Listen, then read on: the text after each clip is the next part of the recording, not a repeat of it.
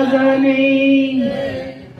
પેલા તો આ તમે પધાર્યા ને એને લાખ લાખ હું તો અભિનંદન આપું છું કે આ હડાહડ એટલો બધો કલયુગ અને માણસને પૈસા વાહે દોડશે બાપા. આમાં તો આ પૂરો જન્મનું કઈક ભાથું તમારું હોય છે ને તો તમે અહીંયા આ પગ મૂક્યો. આવા મહાપુરુષો બેઠા, અરુણાબેન, આ જયરામભાઈ, આ બધા મહાપુરુષો, નરસિંહ દાદા, પણ ઈ આ કઈક પૂરોનું જન્મનું ભાથું હોય ને બાપા તો અહીં હવાય છે. નકર આમ જો ઘેરે હોઈ જાય ને કાં જવું હોય ને તો કે આજ તો મને માથું દુખવા દીધું એ નો હોવાય. આ તો સદગુરુની દયા હોય અને કઈક તમને અંદરથી તાલાવેલી હોય છે. પેલા તો ભક્તિ ભાવ વિના ન ભાવે. ભક્તિ અંદરથી ભાવ જોઈ. કોક આમ ઉઠાડે ને તો કે ભાઈ આજ મને મજા નથી અને મારે કઈ કામ છે, કઈ કામ નું હોય ઓટે બેહવાની હોય, બીજા નીજ કરવાની હોય કે એને બંગલો બનાવ્યો લોન લીધી છે પણ એ તું બાપા રવા દે નહીં, તારે જે કરવાનું છે એ કર. એટલે સદગુરુ કબીર સાહેબ કે છે કે આ મનુષ્યનો અવતાર એક જ વાર મળે. એ આ ભવજન કરવાનું સાધન આ મનુષ્ય અવતાર એક જ. એમાં આવા જો સદગુરુ તમે ગોતી લો ને બાપા તો ભવસાગર તરાય. બાકી ઘેરણાને માર્ગે જવા વાળા તો ઝાઝા છે. દાઢી વધારેલી હોય ને ભગવા પહેર્યા હોય ને માળા દહ પહેરી હોય, જ્યાં પૈસા તારું કલ્યાણ થઈ જાય. માણસો એની વાળા દોટ મૂકેલો. જાત ન પૂછી સંત કી પૂછી લીજીએ જ્ઞાન, મૂલ કરો તલવાર ના વેડા રહેજો જ્ઞાન. એ ઈ કઈ જાત છે એ પૂછવાની જરૂર નથી.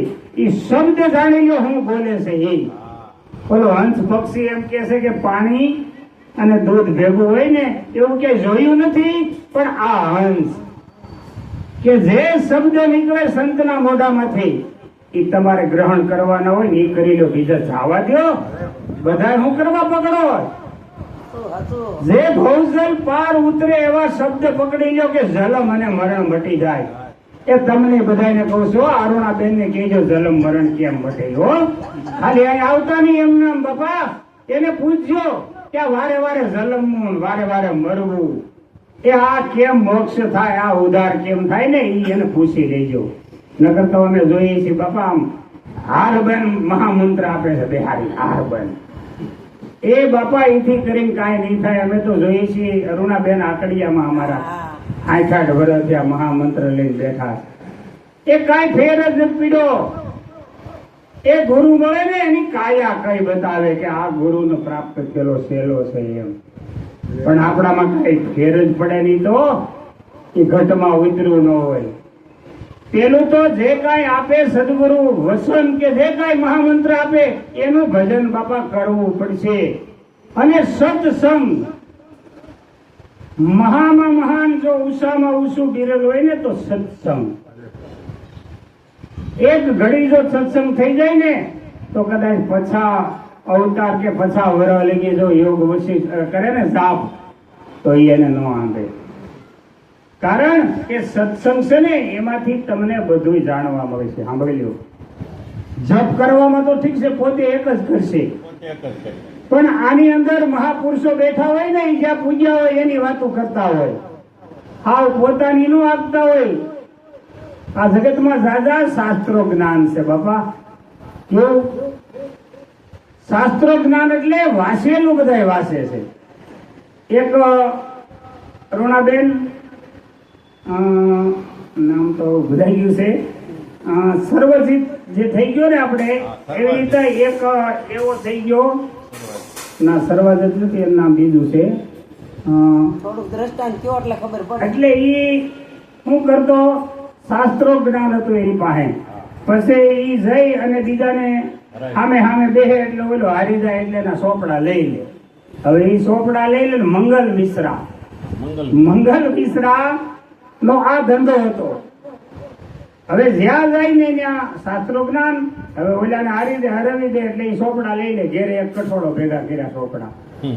એમ કરતા કરતા એક 27 વર્ષનો શંકર નામ કરીને પોતે મહાન અસલ પોતાનું સ્વજ્ઞાન ઈ કે હાલો મારે એની કસોટી તો કરવા જવું જો. આ બધાને હરાવી દે છે હું. એટલે શંકર તો ગામમાં પૂછતા પૂછતા પાદર પૂજ્યા હતા, બનિહારી પાણી ભરતા હતા. એટલે એને પૂછ્યું કે ભાઈ મંગલ મિશ્રાનું ઘર ક્યાં? અરે તમે તો હા વજાયના છો, એને ઓળખતા નથી. એ કે બાપા હું પહેલો વહેલો અહીં આવું છું.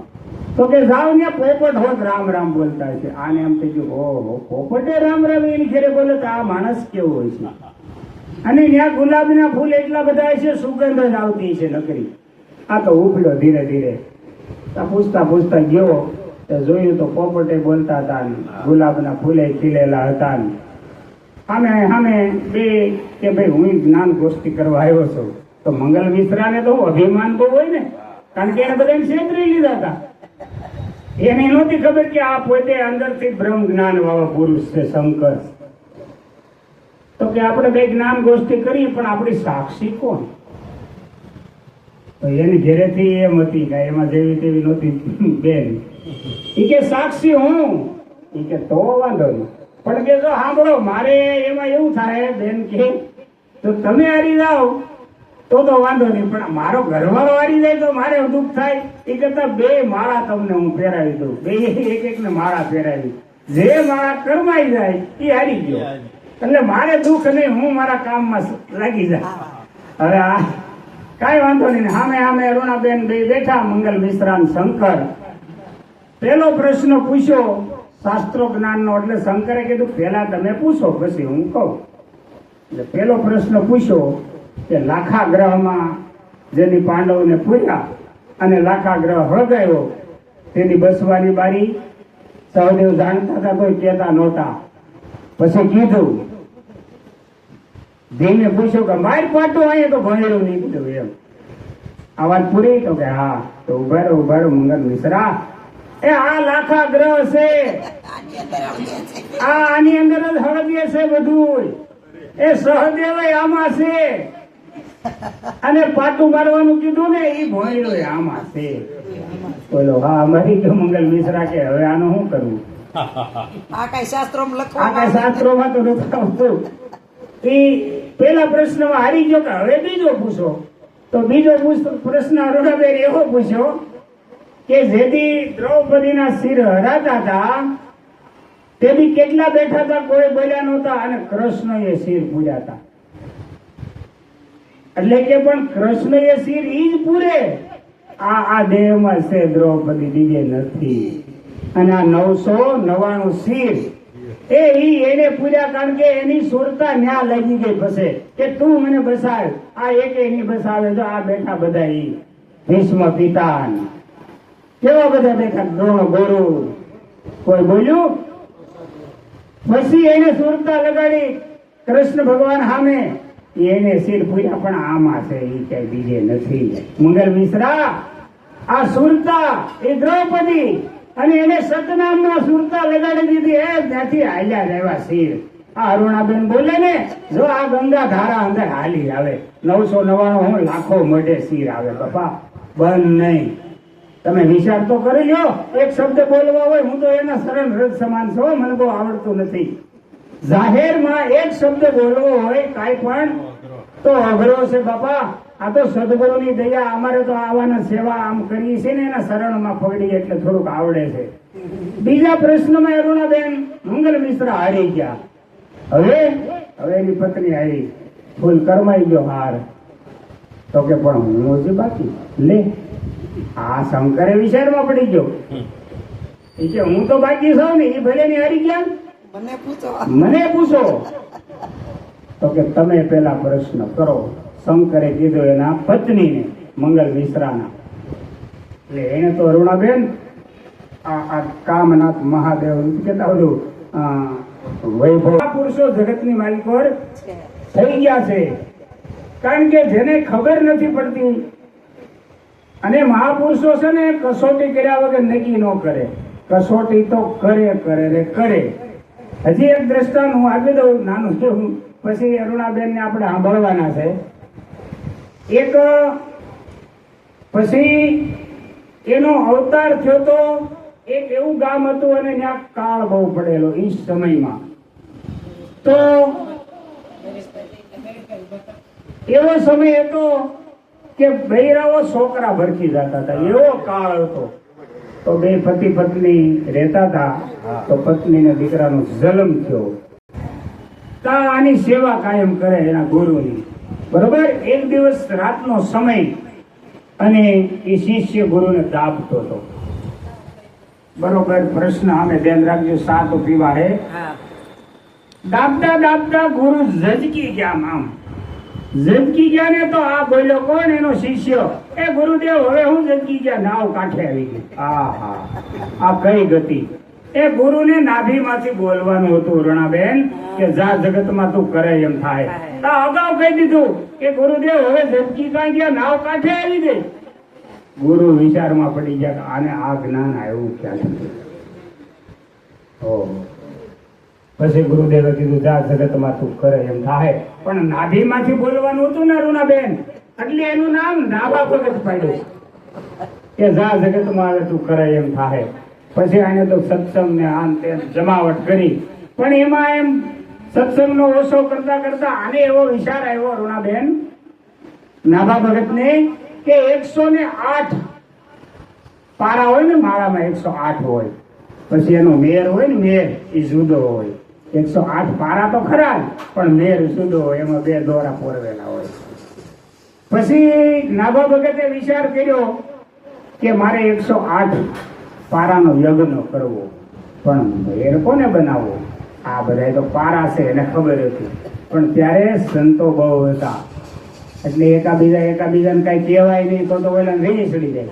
એટલે આને એવી ગોઠવણી કરી, નાભા ભગતે 108 ને જ આમંત્રણ આપ્યું, 9 માને નહીં.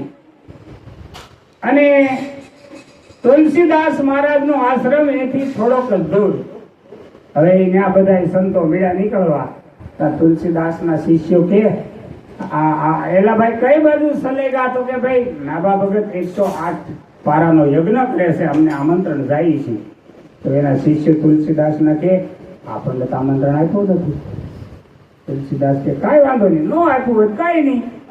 એ લશ્કર વી ગયું 108 નો, અને ભાઈ ત્યાં સત્સંગની કરી જમાવટ. અહીંયા તુલસીદાસ છેલ્લાને કે બધા શિષ્યોને હાલો, પણ કે આપણે આમંત્રણ નહીં, સત્સંગમાં જરૂર ન હોય. હાલો બધા એ 7-8 શિષ્યો અને તુલસીદાસ ગયા. આ સત્સંગ હાલતો તો બહુ સારો, વાહે આવીને બેસી ગયા. ઓલા શિષ્યો કે આપણને કોઈ પાણી નહીં પૂછ્યું નથી, આવો એમ નથી કીધું, હાલો યાર તમે બેહો, હું કહ્યું તમારે કરવાનું. તુલસીદાસ કે જોજો આ મેર કેને કેવો એ ગોઠવેલું બધું નાભા ભગતે. એ સત્સંગ પૂરો થયો અને બધા ઉભા થયા. આ જમવાનું ત્યાર થયું. 108 આસન નાખ્યા અને 108 પાત્ર પીધા.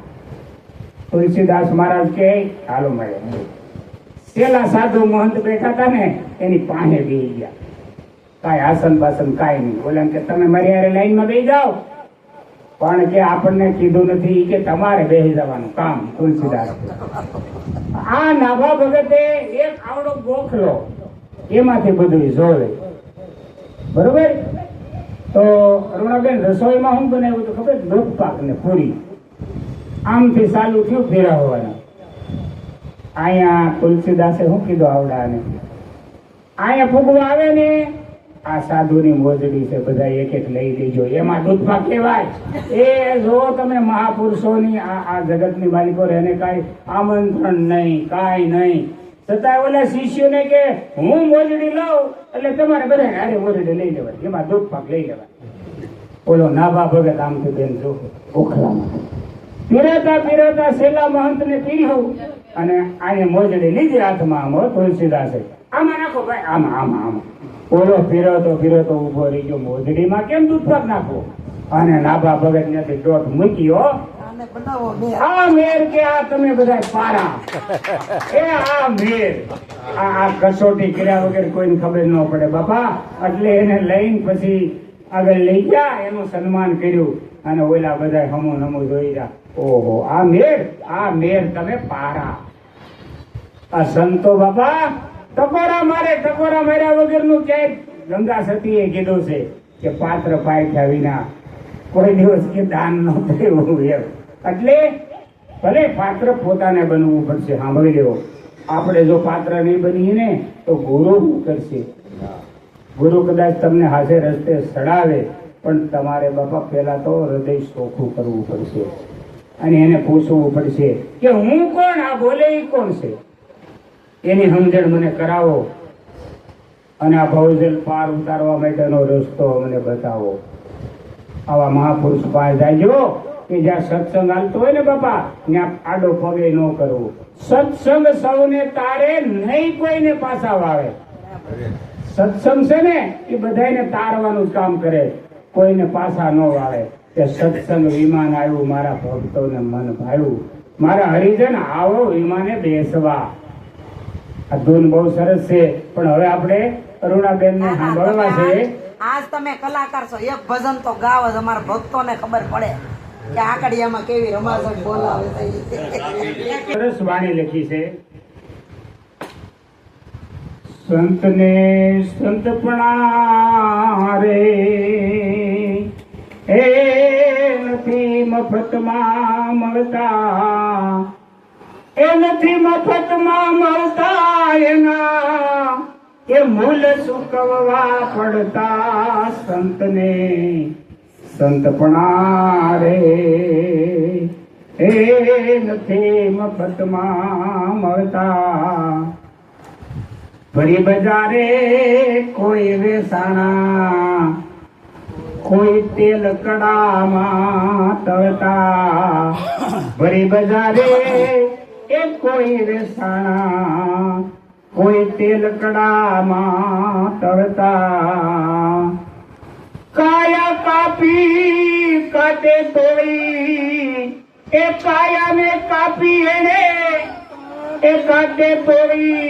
કોઈ હેમાવે જઈ હાડ ગળતા. સંતને આ સંતપણા રે એ નથી મફતમાં મળતા. આ મહાપુરુષોએ એની કાયા કાપી નાખી અને કે આ સંતને સંતપણા મફતમાં બાપા નથી મળતા હો, એની જિંદગી આખી એમાં ગુમાવવી પડે. હવે આપણે કઈ જવું હોય તો વિચાર કરી કે આપણે ટાઈમ નથી, ઓલે આખી જિંદગી એમાં ગુમાવી અને કેવી કસોટી, પોતાના કાળજા કાપીને આમ ત્રાજવામાં ધરી દીધા હતા ઓલાને બસાવા હારુથી. આ જગતમાં એને ધજાવું ફરકે, એના આપણે આ ગુણ ગાઈએ છીએ બાપા. આગળ કરવત મેલીને માથા વેરા, કાળજા કાપીને ધરતા. એ કાળજા કાપીને ધરતા. કરવત મેલીને માથા વેરા, એ કાળજા કાપીને ધરતા.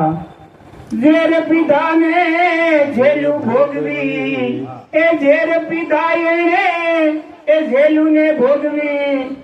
એ સાધુ સોએ સડતા. સંતને આ સંતપણા રે એ નથી મફતમાં મળતા, એ નથી મફતમાં મળતા. એના એ મૂલ સુકવવા પડતા. સંતને સંતપણા રે એ નથી મફતમાં મળતા. પ્યારા પુત્રનું મસ્તક ખાંડીને ભોગ સાધુને ધરતા. આવા મહાપુરુષો જગતની માલિકો થઈ ગયા કે પોતાના પુત્રનું મસ્તક ખાંડી અને સાધુને ધરતા હતા. અરુણાબેન, પછી હું તમને કે આમાં કઈક સંશય છે, આ 100% બન્યું છે કે નહીં બન્યું હોય? આ 100% આમાં સંશય છે, કારણ કે આ રીતે તો કેમ આમાં બહેનું એ છે નથી એ બહેનું. હા કહું તો હે નહીં, ના કહા ન જાય. પ્યારા પુત્રનું મસ્તક ખાંડીને એ ભોગ સાધુને ધરતા. ઘરની નારી દાનમાં દેતા, એ ઘરની નારી એ દાનમાં દેતા. દિલ જલા નહીં ડરતા. સંતને સંતપણા રે એ નથી મફતમાં મળતા, એ નથી મફતમાં મળતા. એના એ મૂલ સુકવવા પડતા. સંતને સંતપણા રે એ નથી મફતમાં મળતા. પર દુખે પર દુખે એનો આત્મ દુખિયો એ રુદિયાયના રડતા. પર દુખે જેનો આત્મ દુખિયો એ રુદિયાયના રડતા. માન મોટપને એ મમતા ત્યાગી એ માન મોટપને એ મમતા ત્યાગી જઈને બ્રહ્મા ભળતા સંતને અસંતપણા રે એ નથી મફતમાં મળતા. એ નથી મફતમાં મળતા એના એ મૂલ સુકવવા પડતા સંતને સંતપણા રે એ નથી મફતમાં મળતા. ગુરુ પ્રતાપે ભણે પુરુષોત્તમ એ સોપડે નામ એના ચડતા. ગુરુ પ્રતાપે એ ભણે પુરુષોત્તમ સોપડે નામ એના ચડતા. એવા સંતને એ સેવતા ભાઈ એવા સંતને સેવતા ભવના બંધન ટળતા સંતને સંતપણા રે એ નથી મફતમાં મળતા. મારી હેલી રે રે રે રે રે એ મારી હેલી રે એ મારી હેલી રે. હવે આપણે અરુણાબેન ને સાંભળવા છે.